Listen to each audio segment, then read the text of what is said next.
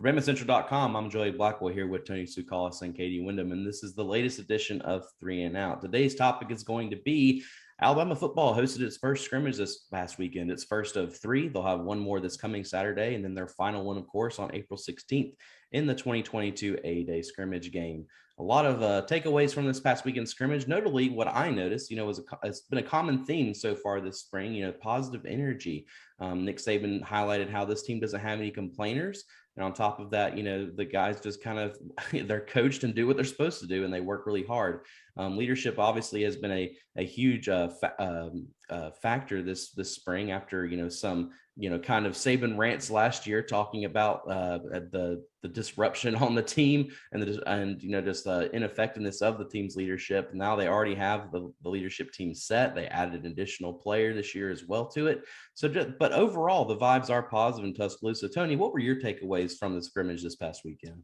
Yeah, so I mean, none of us got to actually go in the scrimmage and see the scrimmage. So, I was able to kind of connect with a few sources of the select few that did get to see the scrimmage. And one of the things that I took away was the offensive line, the starting five. Now it switched, throughout it wasn't a constant starting five on the first team offense, but the one that I heard the most predominantly was Amari Kite, Javion Cohen, Seth McLaughlin, Damian George, and JC Latham. And that was the kind of from left to right.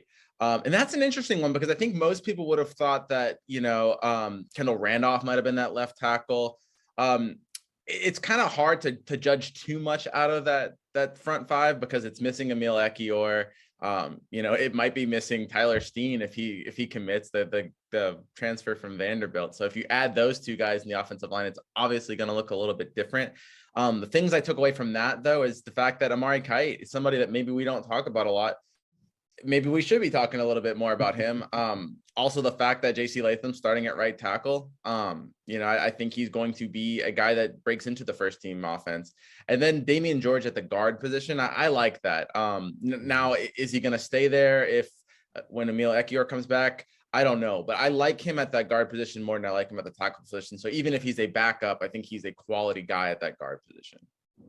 Yeah, there's a lot, like you pointed out, that can change with the offensive line, especially with Ekiyor being out. But it'll be something that's interesting to continue to watch throughout spring. And another thing that I think most people are going to be excited about to see at A-Day, the position that everyone always wants to know about is quarterback. Now, obviously, Alabama fans can sleep easy at night knowing that they have the Heisman Trophy winner returning at quarterback. So there's no battle at quarterback for the starting position, but kind of what people have been interested about throughout the spring is the backup position. You had Paul Tyson transfer out, who most people probably thought was never going to end up the starter here. And so he probably saw that too and transferred out.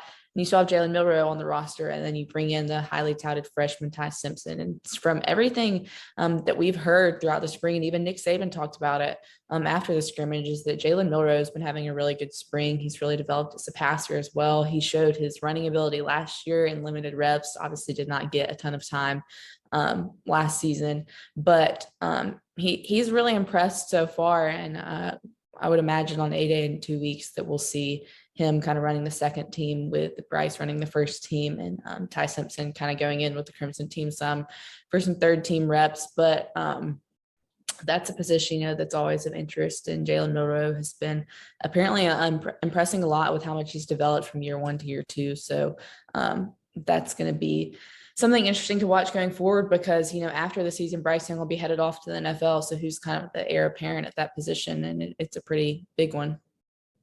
Offensive line question marks and quarterback battles all there for the second spot. It seems we definitely know that spring is here with those two storylines. Thank you two so much for joining. For BamaCentral.com, I'm Joey Blackwell with Tony Sukalis and Katie Wyndham. This has been 3 and Out.